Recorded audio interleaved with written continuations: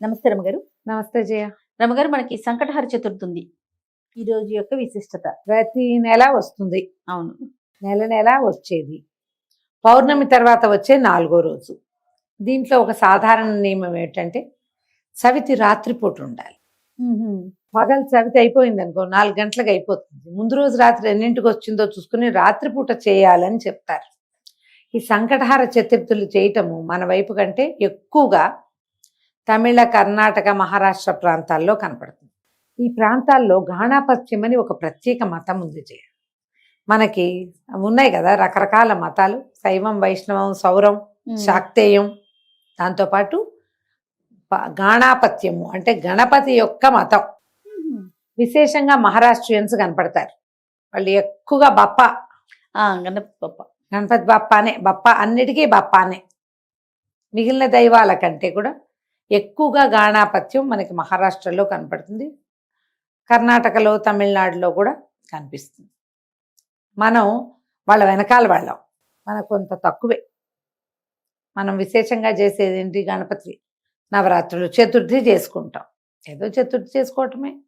9 రోజులు చేయటం కూడా క్రమంగా మనం ఈ మన స్వతంత్రోద్యమం తర్వాత చేసుకోవడానికి విశేషమైన పండగలు సామూహికంగా చేసుకోవడానికి కావాల్సి వచ్చి అట్లా అట్లా అట్లా అట్లా పెరిగాం. క్రమంగా ఏంటంటే మనం అన్ని రకాల పద్ధతులు కొన్ని నేర్చుకుంటున్నాం కదా, విశేషమైనవి, మంచివి. ఎక్కడితో కాదు, మన కథలో ఉంది ఎలాగూ. అందుకని ఈ సంకటహార చవితిని చేసుకోవటం ఒక విధానంగా ఇప్పుడు మనకు కనిపిస్తుంది. ఇంతకుముందు కూడా మనం ఒకసారి చెప్పాం, మళ్ళీ ఇంకొకసారి చెప్పుకుంటున్నాం. ఇదేంటంటే కృష్ణపక్షంలో వచ్చే చవితి. మామూలు చవితి ఎప్పుడు వస్తుంది? భాద్రపద శుక్ల చతుర్థి కదా. కానీ ప్రతి నెల వచ్చేటువంటి కృష్ణ చతుర్థి నాడు సంకటాలు తొలగిస్తాడు వినాయకుడు. అసలు చవితి అంటేనే వినాయకుడిది కదా. నెలలో ఏడాదిలో 24 చవితులు వస్తాయి. అందులో ప్రధానమైన చవితి ఒక్క శుక్ల చవితి. శుక్ల చవితులు వదిలిపెట్టే కృష్ణ చవితులు 12.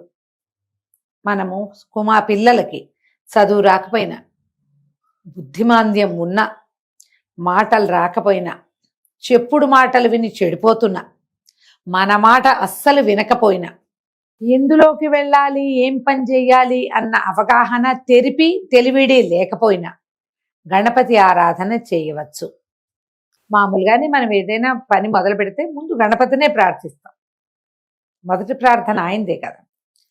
అలాంటివే కాకుండా ఇట్లా మనకి సమస్యలు ఉన్నప్పుడు మనం ఈ పని చేయొచ్చు. సాధారణంగా పిల్లలు మంకుగా ఉన్నారు, మాట వింటలేదు, బాగా చదవట్లా, కాన్సన్ట్రేషన్ లేదు, ఫోకస్ లేదు అనగానే పెద్దవారందరూ ఏం చెప్తారు? దేవాలయానికి తీసుకుపోయి గణపతికి 11 ప్రదక్షిణాలు చేయించండి, 11 గుంజీలు తీయించండి, గణపతికి కుడుములు పోయండి, ఉండ్రాళ్ళు పోయమంటారు. ఇది చెప్పుకుంటాం మనం. ఎక్కడి నుంచైనా రాని ఈ పద్ధతి. గణపతిని ప్రార్థిస్తే జ్ఞానం పెరుగుతుంది, సూక్ష్మమైన బుద్ధి అలవడుతుంది, ఫోకస్ వస్తుంది. వీటితో పాటు కుటుంబ కష్టాలు ఎలాగో ఉన్నాయి, పిల్లల పైకి రాకపోవటం, వాళ్ళు ఎక్కడికి వెళ్ళినా వాళ్ళకి ఏదో ఒక అడ్డంకి వస్తూ ఉండటం.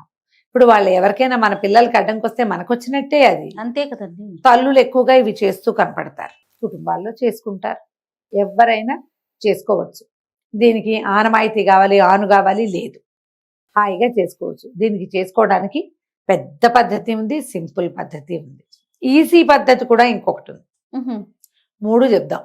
పెద్ద పద్ధతి ఏంటంటే పగలు ఉపవాసం ఉండి సాయంకాలం చంద్రోదయం కాగానే చక్కగా గణపతిని, మట్టి వినాయకుడిని బాగా పూజించుకుని విశేషమైన సేవ. మనకి వినాయక చవితి నాడు ఎట్లా షోడశోపచారాలు చేసుకుంటాము? అవునండి. షోడశోపచారాలు చేసి గణేశోత్పత్తి కథ చెప్పుకుని వినాయక చవితి నాడు ఎట్లా నివేదనలు పెడతామో అట్లాగే చక్క కుడుములు, ఉండ్రాళ్ళు, బెల్లము, పటిక బెల్లము, పానకము, వడపప్పు అన్నీ చేసి నివేదన చేసి ఆ చంద్రోదయం పూర్తిగా అయ్యాక భోజనం చేయటం.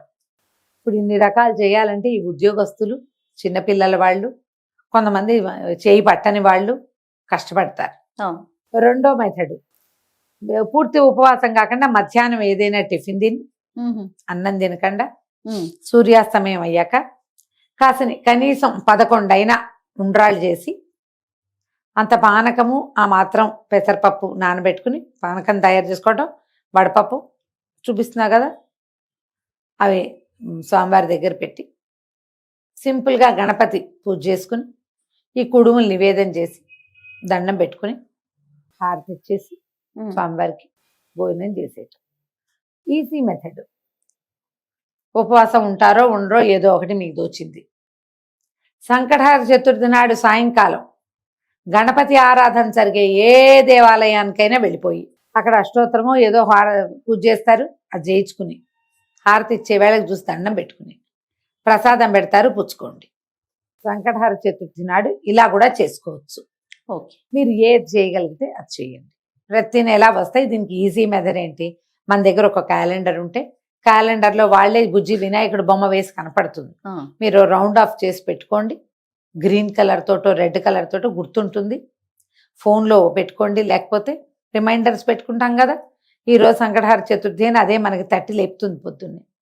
ఈ విధానాల్లో మీరు ఏది కుదిరితే అది చేసుకోండి. దీంతో పాటు మంగళవారము చవితి సంకటహర చతుర్థి వస్తే అంగారక చతుర్థి అంటారు, అది చాలా మంచిది. అది ఇంకా విశేషమైన ఫలితాన్ని ఇస్తుంది. సంవత్సరంలో 1-2 సార్లు రావచ్చు. ఈ ఏడాది ఇంకా మనం క్యాలెండర్ చెప్తాం కదా, అప్పుడు చెప్పుకుందాం ఆ సంకటహర చతుర్థులు ఎన్ని ఉన్నాయి, అంగారక చతుర్థి వచ్చిందా లేదా అనేది చూసి చెప్దాం. ఓకే. జనవరి 1 తర్వాత క్యాలెండర్ చేస్తాం కదా ఒకరోజు, అప్పుడు చెప్పచ్చు. ఎప్పుడు కూడా చవితి నాడు ఉపవాసం ఉంటే మీరు సంకటహర చతుర్థి స్వామిని పూజించాలి అన్న ఆలోచన ఉంటే మొదట నోటికి తాళం వేసుకోండి. వారిని దుర్భాషలాడద్దు. గొడవకి దారి తీసే ఏ విషయంలోకి మీరు వెళ్ళబోకండి. ఈ జ్ఞాపకాన్ని పాటించండి, మర్చిపోవద్దు. ఈ నియమం ఉండాలి. ఉండి మనం చక్కగా పూజ చేసుకోవచ్చు. నేనైతే మధ్యలో అదే పాటిస్తాను జయ. 99% నేను పగలు ఏదైనా కాస్త కొద్దిగా మధ్యాహ్నం భోజనం చేయను. చిన్న టిఫిన్ ఏదైనా తిని మార్నింగ్ బ్రేక్ఫాస్ట్ చేస్తే ఇంకా లంచ్ లేదు. సాయంకాలం వేసరికి ఉండ్రాలు చేసేసుకుని నాకు రుణహర్తృ గణపతి స్తోత్రం ఉంది. గణపతి ద్వాదశ నామావళి, షోడశ నామావళి ఉన్నాయి. ఈ 3 రోజువారీ చదువుకునేవి. అందులో ఒక మంత్రం వస్తుంది రుణహర్తృ గణపతి స్తోత్రంలో. ఆ మంత్రాన్ని ఎక్కువ సార్లు చేసుకుంటారు. దండం పెట్టుకుని స్వామివారికి నివేదన చేసేసి పంచోపచారాలు చేసి గంధం పుష్పం సమర్పయామి చేస్తాను. ఈ నివేదన చేసి హారతి ఇచ్చి ఉండ్రాళ్ళు చక్కగా ఖర్చు పెట్టి వినిమయం చేసి రాత్రికి వంట చేసుకుని భోజనం చేస్తాను.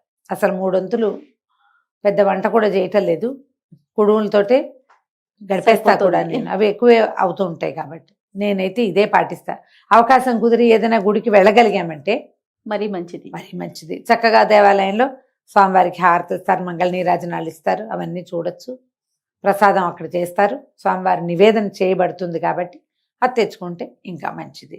మీకు ఏదైనా సమస్య, బుద్ధికి సంబంధించిన సమస్యలు, అనారోగ్యాలు, మానసిక సమస్యలు ఉన్న వాళ్ళకి తప్పకుండా సంకటహర చతుర్థి పనిచేస్తుంది.